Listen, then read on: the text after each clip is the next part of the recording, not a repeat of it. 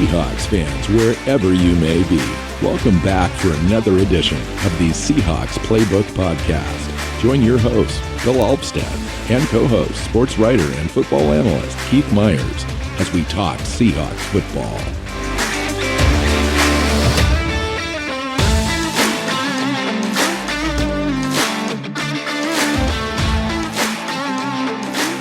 Seahawks fans, welcome back to another edition of the Seahawks Playbook Podcast. I'm your host, Bill Alvstad, sitting down with Keith Myers.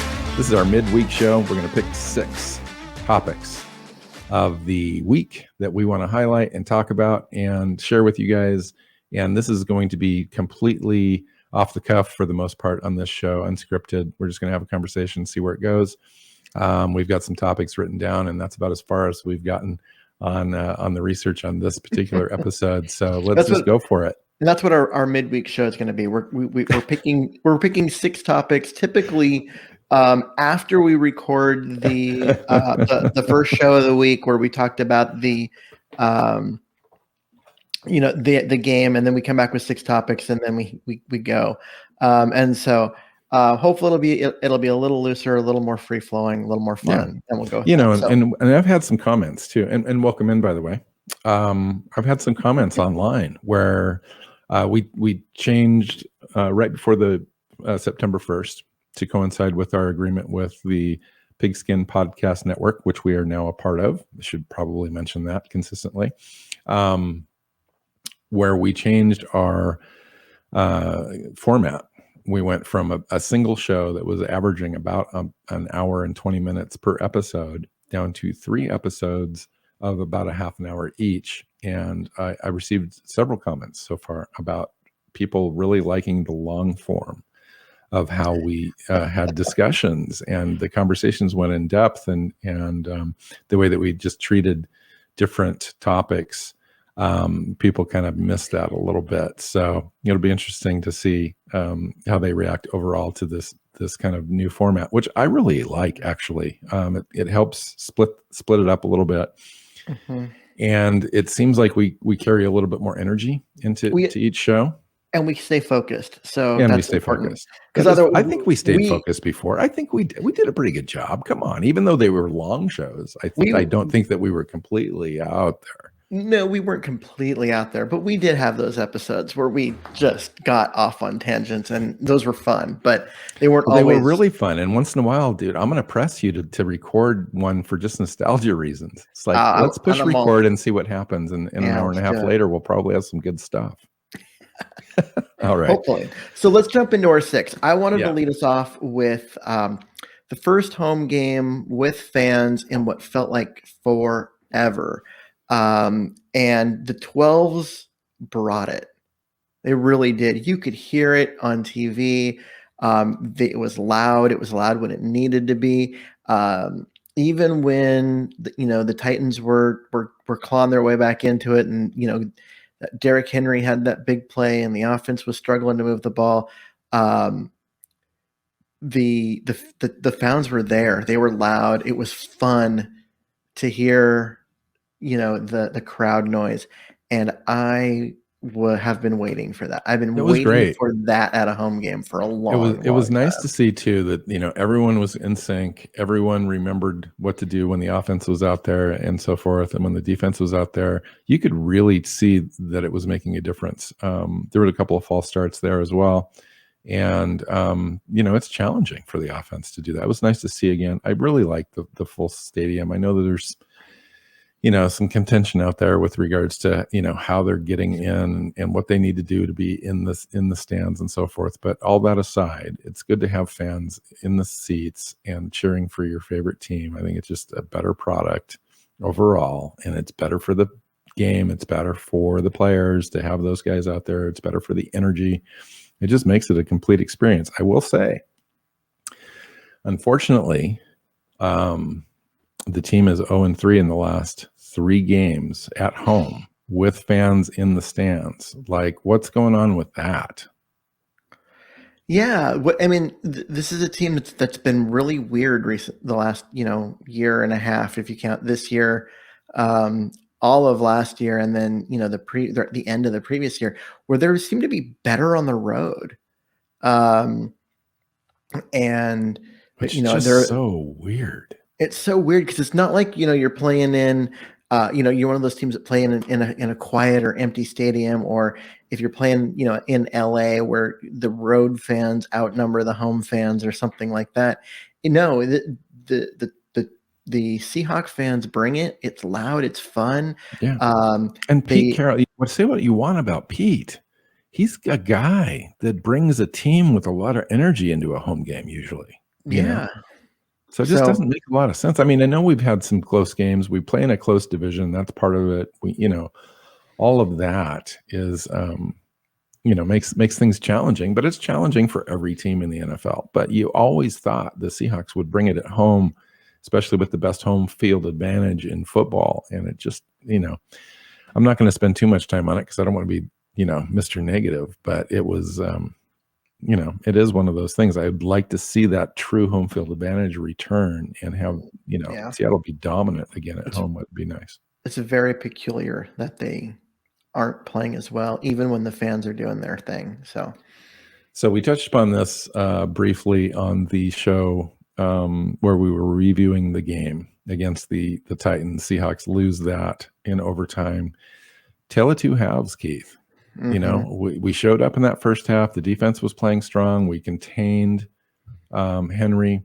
I think he was only had 33 yards on 13 carries, 2.7 yards per carry average. And then he just exploded in the second half and we imploded. And that was essentially the game. Yeah, I don't know what the messaging was at halftime, whether it was, hey, we've got this, and because it felt like everyone relaxed. And the offensive line didn't block as well. There wasn't the urgency. They didn't play with tempo on offense. The defense just wasn't being as effective, and just a lot of different problems on defense. But it just everything kind of stalled. It just wasn't as good, and it's troublesome. It's worrisome. Hopefully, the team learns its lesson here, and this isn't a thing anymore. And I was going to ask you, what are the lessons that the defense, in particular, maybe the offense too, but the defense took away from this game? Because, and going back to the offensive side of the ball, at the end of the game, the Titans had 212 yards of total rushing to our 77. We were 4 for 12 on third down conversions, and we held the ball for just 22 minutes and 42 seconds in a 65-minute game because of overtime. Tennessee had the ball twice as long as the Seattle Seahawks in this game. And you wouldn't have never known that it was going to end up like that at halftime. No. But in the second half, I mean, the Seahawks struggled to move the ball, struggled to string a drive together, and the Titans ran all over the place, and that much running, and it just became a mess. And I think part of it is you look at one of the other things that we were going to talk about here in our pick six, and it comes down, when we start looking at the defensive line rotation. Why did Carlos Dunlap only play a third of the snaps?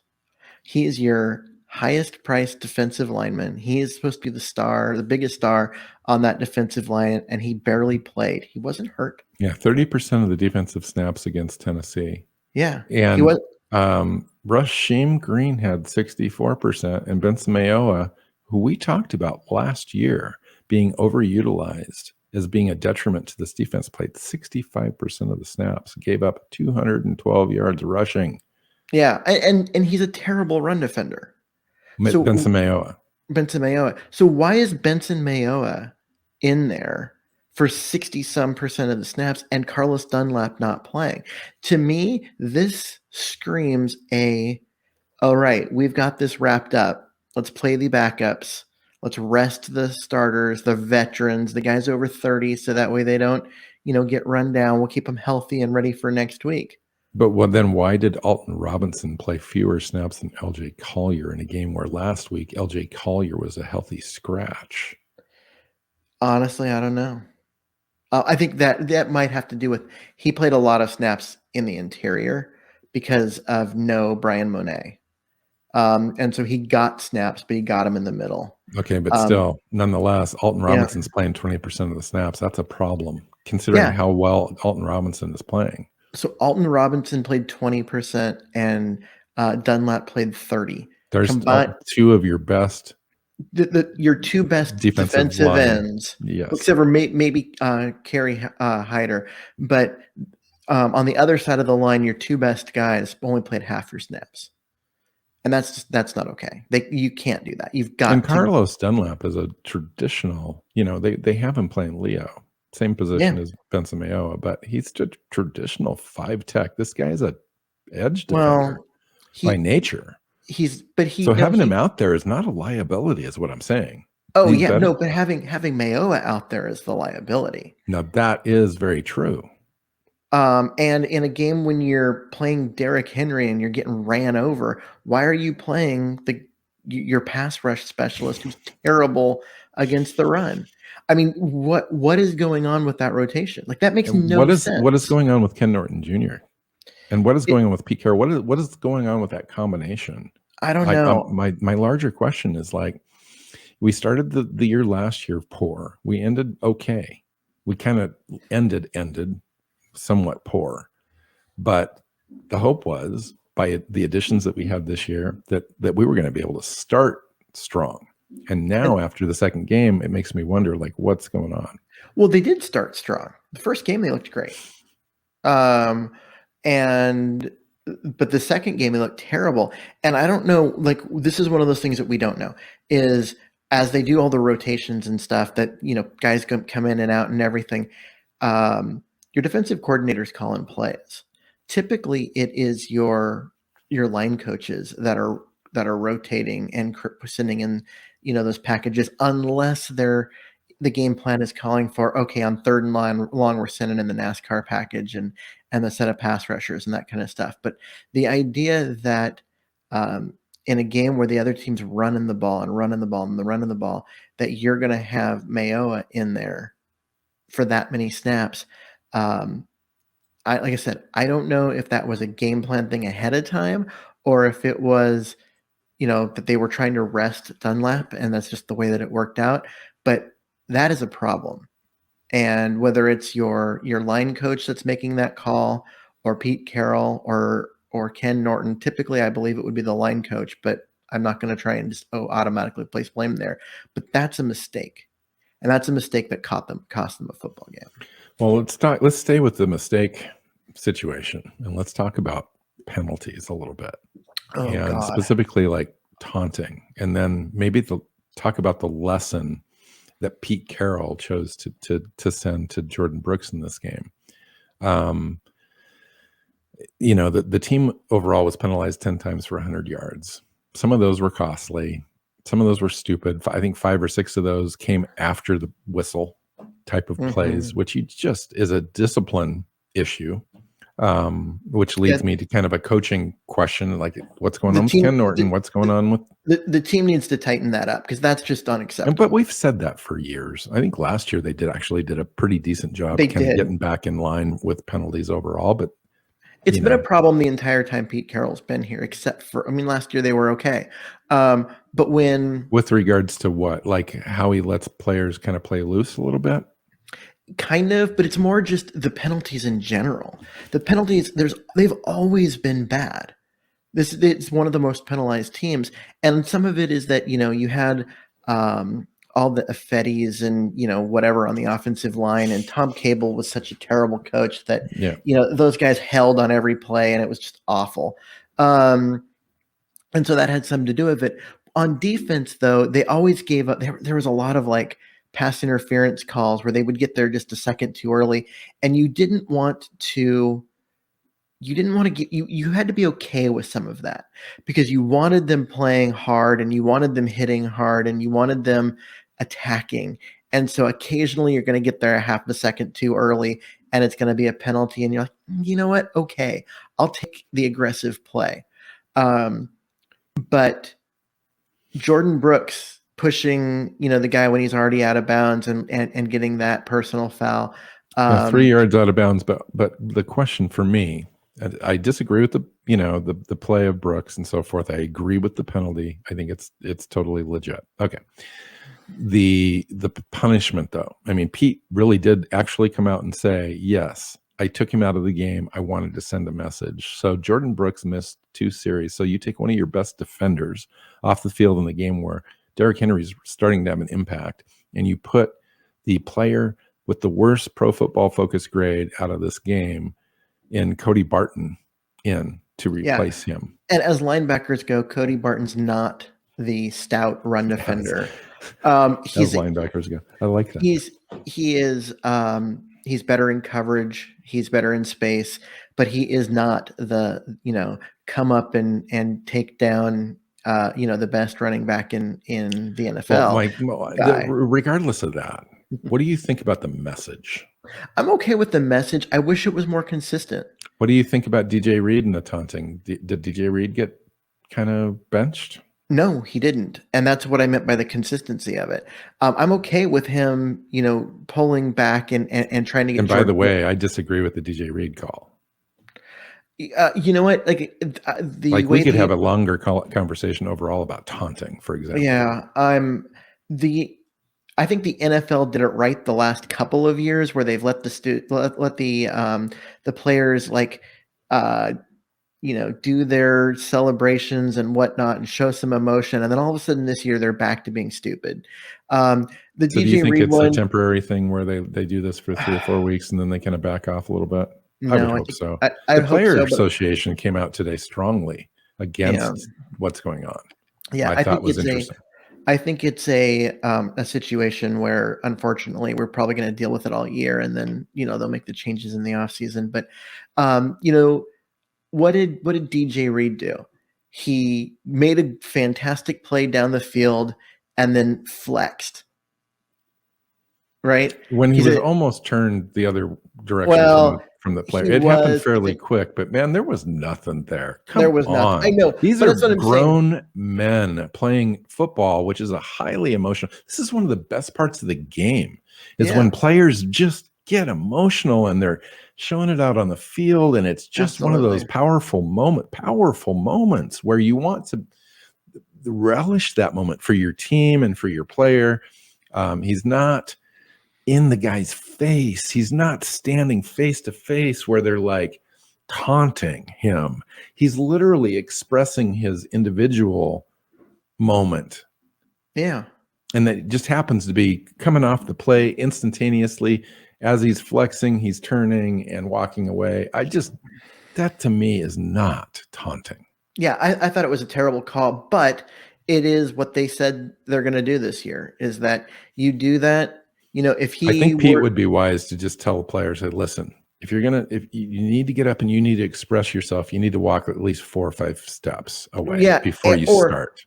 And just make sure that you are facing the fans and you're embracing that. You're not drilling the ball into the field and at the player's feet or whatever. You're doing that 3 or 4 yards down the road.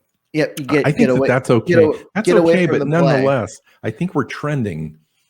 I get it. Right. I think there's a bullying message here. I think is the bigger message. Which I think is why the league is trying to have that, and they're trying to make this change and get rid of the taunting. So that they can send the right signals to people and to their fans and to the young people that are watching. I get that. And I totally appreciate that. But there is a difference between emotion and taunting. Yeah. You have to be able to capture that. So go back to week 1 when it was DK Metcalf and he was in the guy's face, just like the jabbering. And it was more than just jabbering. He was staying in the guy's face as the guy's trying to walk away. So that way he can continue to make his point.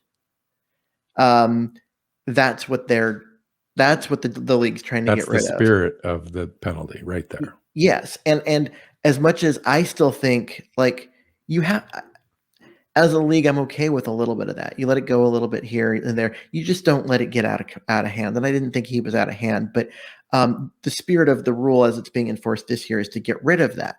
What was DJ Reid? What did he do and how was that similar? It wasn't. This is a little guy who is he's 5'9", playing against a big receiver, makes a big time play down the field, and he is celebrating because well, when I saw that flag flying in from 20 yards away, and the judge that was right next to it didn't throw the play, I knew that this was going to be a problem. This is going to be a league-wide problem. In fact, this particular clip was shown over and over today on social media as being an example of an overreach on calling these things. Well, and it's more than just an overreach. It's like you said, it was the person 20 yards away that threw the flag, and it came way after the play ended. Like, it wasn't like, the play ended, he did the flex, and they're like, nope, you can't do that, and they tossed the flag. He had done that. This is like 3-4 seconds after the play. He's walking away, and then it flies up. I mean, he'd done his flex. He was walking away. He was probably 10 yards away from where the play happened. Oh, and now a flag comes in, and I was like, no, something to monitor. The bigger part here with the penalties, Jordan Brooks had that dumb play out of bounds, 3 yards, and he got benched for it. But Jamal Adams comes in on a quarterback hit and roughing the passer. Again, they should have gotten off the field because it was an incomplete pass, but he came in with a really dumb play. And came in high. Incidental contact with helmets, but nonetheless, he shouldn't have even been close. He came in high. He came in late, very late, and then pushed and didn't just like make contact. He made contact and pushed and made sure the guy hit the ground. The whole thing is just dumb. And again, extended a drive that was over. And that's the second game in a row that he's had a play like that, where he just isn't thinking and is hurting the team by, just a dumb penalty. So let's talk about players that hurt the team just because. How about the center position, Keith? I know God. This is, interior offensive line is kind of your gig. What's going on? And I want to ask the larger question, not just the play of Kyle Fuller. Kyle Fuller was terrible. But I want to talk, the larger question is, why are we even in this position as a team and as a roster composition question when you've got a team that's otherwise could be in a Super Bowl kind of run? I think everybody recognizes this is a talented squad that could potentially get deeper than they've been in the playoffs in the last few years. Why are we having this conversation in the second game of the year in a position that's so critical? Yeah, I mean, the thing is, okay, they brought back Ethan Posick. He was the starter all last year. He was good at the beginning of the year, got hurt, came back, and was kind of bad after he came back, and just never really got that going. But they went out, they tried. They were in the market for some other guys. They weren't able to make it work, so they decided to bring Posick back. Okay, that's fine. But there's no backup plan. I mean, what you've got behind him is Kyle Fuller, who is not a good football player, just simply not a good football player. And so you've got an injury-prone guy that has a fairly low ceiling as your starter and a player who's just genuinely bad as the backup. There's nothing positive about the position. The best case scenario with the people on the roster was that it was going to be okay. That's not good enough. It's really just not good enough. Go find a player and get them in here. Yeah. There were people on the market, and I get that at the time when the market was, when the players were available and all of that, the Seahawks were, struggling with cap space and trying to get some other things done. And then by the time, they got kind of the cap stuff under control, the market had died. And some of it was that, but to come out of the draft and come out of all the whole process and then come Creed out of Humphrey was sitting everything. there, my friend, Creed Humphrey. Yeah. So the bigger issue is now that we're in this spot, we know that Posick is going to be off and on. We know that Kyle Fuller's not doing the job. We got a guy that's basically semi-elevated from a practice squad kind of guy sitting on the roster. We just have no idea really if he's going to be able to perform.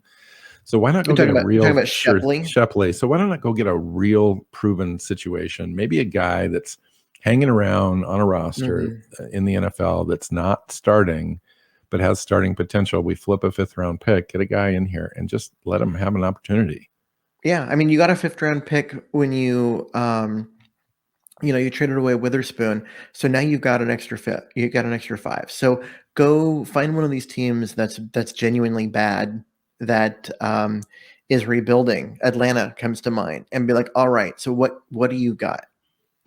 Can we get a center and come in here? And if they don't have one, they're not the only one, right? So they're what does Houston have? Like, just go around and start finding the teams that just are they're either starting the rebuild, or they're or they go get a 26, 27-year-old that's got a couple of years of experience that just got bumped by a rookie or whatever, but they kept the guy on the roster. Go find the Quandre Diggs of center. Exactly. There you go. Perfect. And perfect.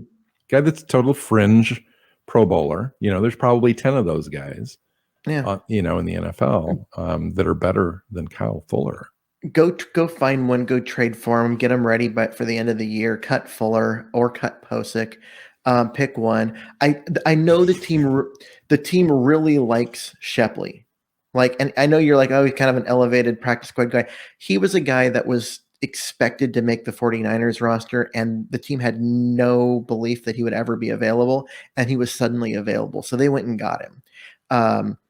And they like him, enough, but he just doesn't have any playing experience. So I just like to see a guy a little bit more proven on a roster that's potentially going places. Well, my thought is Fuller doesn't have any experience. He got a couple of games last year and a couple, a game and a half this year. And again, why are we sitting in this position? And if you're going to play a guy who doesn't have a lot of experience, why is it Fuller when you know he's bad? If you think, the team likes Fuller, and there's a lot that goes into the center position, Keith, as you very well know, and it's not all just failing on certain plays. It's line calls and all sorts of other stuff. True, but you have to be able to do the job. You can't just be the guy that makes the line calls and all, those kind of things. You have to be able to also do the job. All right. Last subject. Okay. Secondary. Where are we at on the secondary? We knew this was going to be a problem coming into the year. Where do we stand now that we just saw Flowers have a very poor performance against this last team, the Titans? Honestly, I think Reid is playing well. I like but Flowers had a terrible day. Let's just be honest. He did. I'm not, and I wasn't going to say otherwise. I was saying Reid's playing well. Flowers had a terrible day. He also had a terrible day trying to cover Julio Jones, which is, kind of trying to AJ cover Brown too. Yeah. Yeah. I mean, these are two really good receivers. A lot of cornerbacks are going to have terrible days against those two guys, but Flowers had a terrible day, and it's not just because he was playing guys that are really good. And so I think it is, it's fair to criticize his play. He struggled. What do we have though? Who knows? I mean, we do have Sidney Jones. So let's talk about maybe Sidney Jones as a guy that might be ready to go. Does he know the playbook yet? Well, I mean, he's a pro. So let's let him go. Let's have him have a go. One of the guys who had a good game covering that, besides Reid, was Hugo Amadi. Granted, he was in the slot. He wasn't covering the two big guys, but he was covering and had a good game covering. Marquise Blair didn't grade out that well. I'm just curious as to what you think about Marquise Blair. I don't think I didn't see much of him. I didn't think that he played much. They only played 30 some odd percent in the nickel in this game. I would like to see them. Or maybe they played 60. No, excuse me. I think they played 65% in the nickel, but Derrick Henry was having a field day running the ball. So maybe that wasn't the best thing that they could have done. I mean, playing in the nickel is normally good, but when you're getting ran over, you got to get up in the base and do that kind of stuff. I just want to see, if it's not Sidney Jones, it should be Hugo Amadi. Someone else needs to be playing on the outside. Flowers had a good game in week 1. I think we need to acknowledge that. But he was also not playing against the top receivers. You have a they also have Bless Austin too. So Pete Carroll on 710 ESPN today said that Bless Austin and Sidney Jones are working at practice to see where they fit. Carroll said Jones is ready to play now. We'll see how it goes. Rookie Trey Brown will be back after week 3 as well. Yeah. That's out of Pete Carroll's mouth today. Yeah. Honestly, if Trey Brown plays this year, and with any significant snaps, I'm going to be surprised.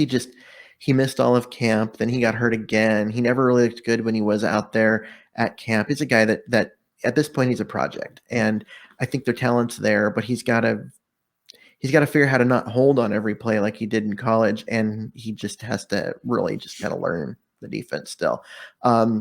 Sidney Jones, okay, let's play him. I mean, is he going to be worse than Flowers? We're there now. We're early in the season. Our secondary is not very good. Let's go ahead and put Jones out there now and see if we can get ready to go after, say, week 5, week 6, and he's kind of a fixture at that point if he can stay healthy, and figure out if we can get Flowers out of here, or maybe bring another guy in or something. I don't know what the answers are, like but I said, Flowers, it's not working. Flowers played well in week 1. He played terribly in week 2. So, including run coverage, run support, which is one of the things he's typically really good at. He was a previous safety. Yeah, and he's typically he's a very good tackler, and he's typically good in run support. As a for a corner, he's typically one of the better ones. And so there are things that he does that he brings that's besides just coverage, but he didn't do those things well in this game. It was just a really bad game for him. All right. Yeah, I mean, I think at some point, you've got to recognize he isn't top flight safety, or he's not a corner. Starting. He's not a starting. He's not a starting caliber corner, and so he's fine to have as your third corner that can come in here and there and play. Yeah. But he's not a guy that should be out there starting for you. And if Sidney Jones is that kind of really, actually, he could find kind of a nice hybrid role in the NFL where he plays a little safety, he plays a little corner. He's not asked to be the guy on the outside edge too much. I think he plays in his zone. I think the Seahawks lining him up or switching him to corner full time and making him a full time outside corner after being a college safety, instead of doing that experiment is over. I think instead of doing what they did with Blair, which is having him be a hybrid and doing both, I think that was a mistake, and it's hurt Flowers long term in his career. Like, I think that he went from having the Seahawks. Well, I mean, his rookie year, they had nothing, and he had to start week 1 and play, and he's held his own. I still think his rookie year is his best football. He's played his best football his rookie year. He's got too much going on in his head now or something. I don't know. Anyway, Keith, we need to get out of here. Let's do it. Midweek show is over. Follow Keith on Twitter at Myers NFL. I'm at NW Seahawks. Show is at Seahawks Playbook. Or Hawks Playbook on Twitter. SeahawksPlaybook.com has all of the shows, everything else. Follow us on your favorite podcast app and YouTube, and subscribe. Need more subscribers. Make sure you have the shows show up in your feed every time. You don't have to worry about it and look for us and search for us every time. We're just there. So until next time, Keith, go Hawks. Seahawks Playbook Podcast listeners, thanks for joining us for another edition of the show. You can find us on Twitter. Bill is at NW Seahawk, Keith is at Myers NFL, and the show is at Hawks Playbook. You can listen and subscribe to the show at SeahawksPlaybook.com.